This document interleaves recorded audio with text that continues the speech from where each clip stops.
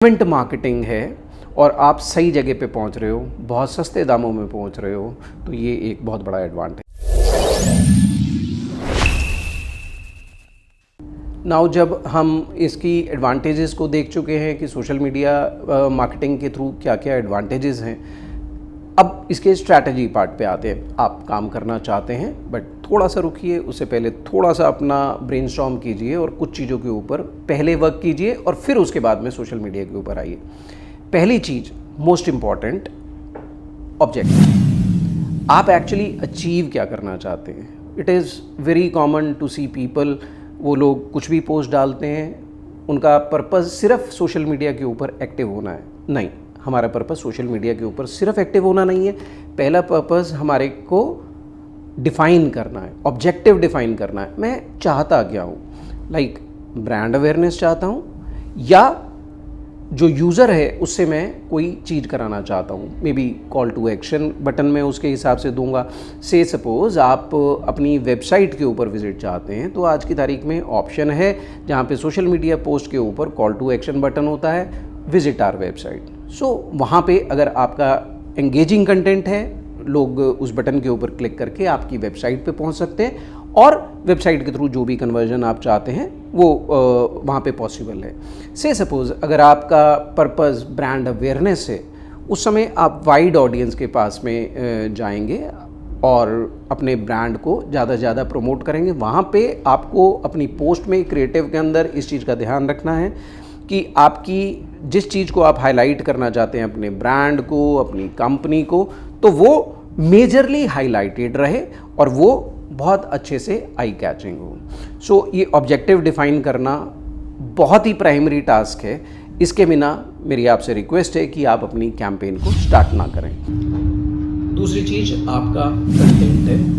Content आपका इस तरीके से होना चाहिए कि जो आपके ऑब्जेक्टिव के साथ में अलाइन करे। देखिए, से सपोज़ आपका प्रोडक्ट इस तरीके का है जो यंगर ऑडियंस के लिए है, तो प्रॉबेबली आप उनसे उनकी एज के हिसाब से कंटेंट को क्रिएट कर सकते हैं। प्रॉबेबली वो फनी कंटेंट हो सकता है, थोड़ा सा इजी गोइंग कंटेंट हो सकता है। जबकि अगर आपका प्रोडक्ट एक ऐसा है जिसके लिए आप समझते हैं कि उसकी ऑडियंस थोड़ी सी मैच्योर होगी, थोड़ी सी एजेड होगी, तो प्लीज़ वहाँ पे वो गलती ना कीजिए कि उनको आप फ़नी कंटेंट दे रहे हैं या कुछ ऐसा कर रहे हैं जो उनको लाइट लगे और वो उसको सीरियसली ना लें। तो उनको उन्हीं के टाइप का, उनकी एज मुताबिक, उनके जेंडर मुताबिक अगर आप कंटेंट प्रोवाइड कराएंगे तो वो उससे बेटर एंगेज कर पाएंगे, उससे बेटर कनेक्ट होंगे।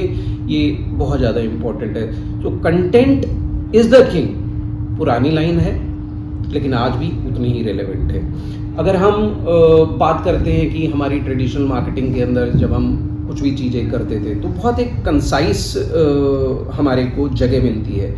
सोशल मीडिया पे मेरे को टाइम ज़्यादा मिल सकता है, मेरे को कंटेंट ज़्यादा लिखने को मिल सकता है, बट आप उस कंटेंट को रिच कीजिए, ज़्यादा ना कीजिए।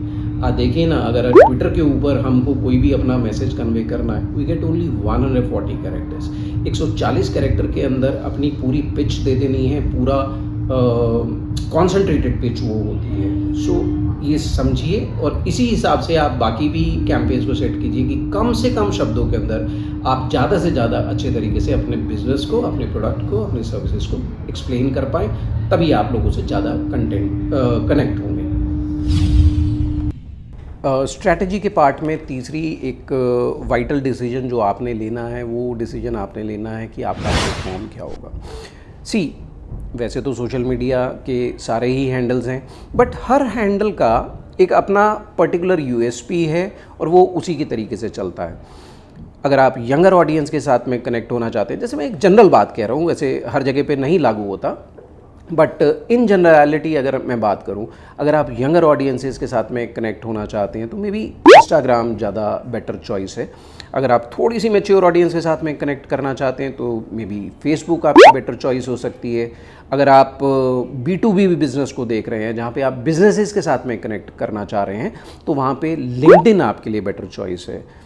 मे बी आप क्रिएटिव हैं तो उस समय पिंटरेस्ट, बिहेंस, इस तरीके के मीडियम्स को आप देख सकते हैं। सो आपका चॉइस ऑफ हैंडल क्या होगा, ये आपके प्रोडक्ट और सर्विसेज के ऊपर डिपेंड करता है, तो पहले से इसको स्ट्रैटेजी का मेन मार्कअप बना के रखिए। Continuing with the strategy, target audience.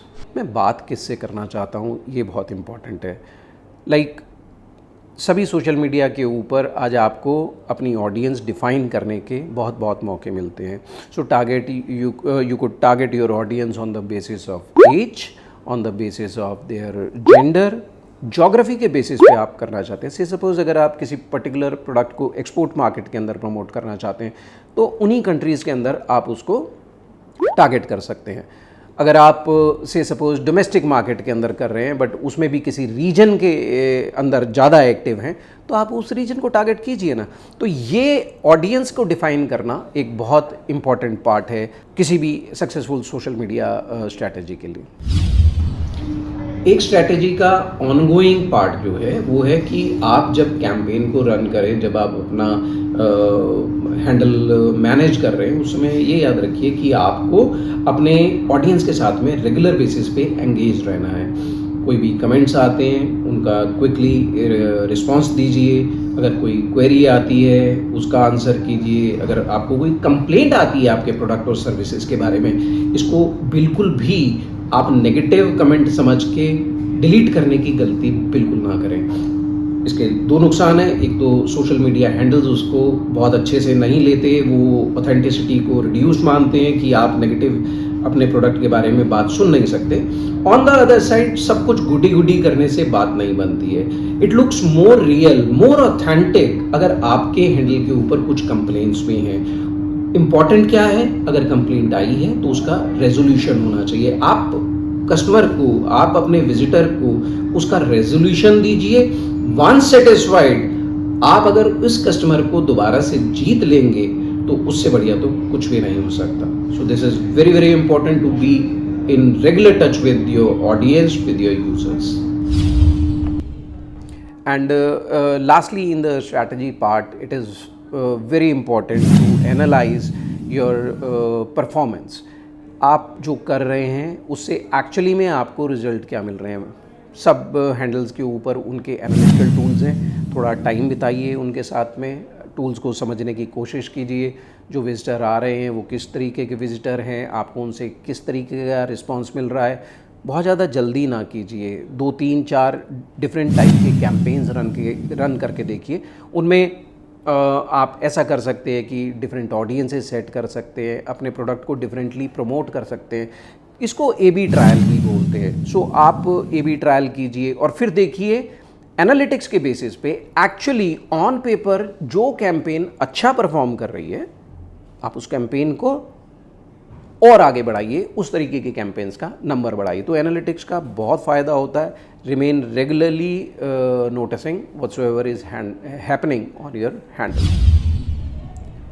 So conclude करने से पहले एक बार मैं ब्रीफली समराइज़ करना चाहूँगा जो भी हमने इस पूरे वीडियो के दौरान डिस्कस किया। सोशल मीडिया स्ट्रैटेजी के एडवांटेजेस, ऑफ कोर्स बहुत सारे एडवांटेजेस हैं। आप ब्रांड को कंज्यूमर तक लेके जाते हैं, ब्रांड अवेयरनेस इससे जनरेट करते हैं, लीड जनरेशन इसका एक एडवांटेज हो सकता है, आप वेबसाइट के ऊपर ट्रैफिक ड्राइव करते हैं। तो इस तरीके से बहुत एडवांटेजेस हैं सोशल मीडिया मार्केटिंग के। बट आपका स्ट्रैटेजी के ऊपर मेन फोकस रहना चाहिए। और स्ट्रैटेजी के अंदर आपने क्या करना है, आपने अपना सबसे पहले ऑब्जेक्टिव डिफाइन करना है। आप एक्चुअली में चाहते क्या हैं। ऑब्जेक्टिव एक बार आपका क्लियरली डिफाइन हो गया तो उसके बाद में आप अपनी टारगेट ऑडियंस को डिफाइन कीजिए। किस तरीके के लोग हैं जो आपके उस ऑब्जेक्टिव के साथ में अलाइंड हैं, कौन आपके एक्चुअल यूज़र होंगे, एक बार उनके पर्सपेक्टिव से सोचिए। टारगेट ऑडियंस आपका डिफाइन हो गया, उसके बाद में उनको किस तरीके का कंटेंट पसंद में आएगा। सर अपने हिसाब से कंटेंट को मत चूज़ कीजिए, अपने ऑडियंस के बारे में सोचिए कि उनको क्या कंटेंट पसंद आएगा, उसी तरीके का कंटेंट जनरेट कीजिए। That is very very important as far as social media marketing is concern. Engage रहिए, कोई कमेंट आते हैं, कोई कंप्लेंट्स आती है, प्रॉपरली उसी टोन के अंदर उसके साथ में रिस्पॉन्ड कीजिए। लोगों को ये चीज़ पसंद है और इस तरीके की चीज़ें करने से आपको बहुत एडवांटेजेस मिलने वाले हैं। अगर आपको मेरा ये कंटेंट किसी भी तरीके से वैल्यूएबल लगा हो तो मैं चाहूँगा आप प्लीज़ हमारे चैनल को सब्सक्राइब कीजिए, बेल आइकन प्रेस कीजिए फॉर नोटिफिकेशंस और stay connected with us. All are details are available in the description also. हमारी कंपनी है डिजिलिंकर्स, जहाँ पे हम डिजिटल मार्केटिंग के अंदर डील करते हैं। 200 से ज़्यादा क्लाइंट्स को हम पर्सनली सर्विस प्रोवाइड करते हैं।